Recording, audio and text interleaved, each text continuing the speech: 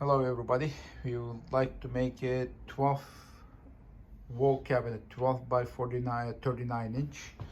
This is the same thing here. I just open it and this is how they pack it.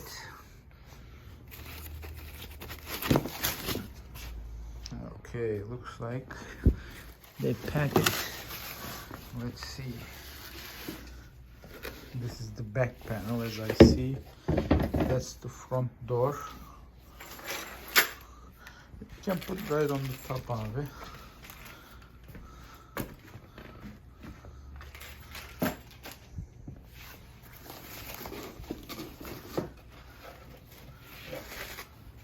One side.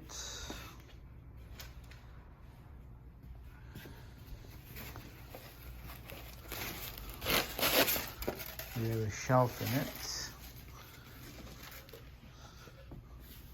Then the shellfish and top and bottom, I believe, looks like they're 3/4 thick. That's good. I didn't know it was a 3/4 thickness. That's good.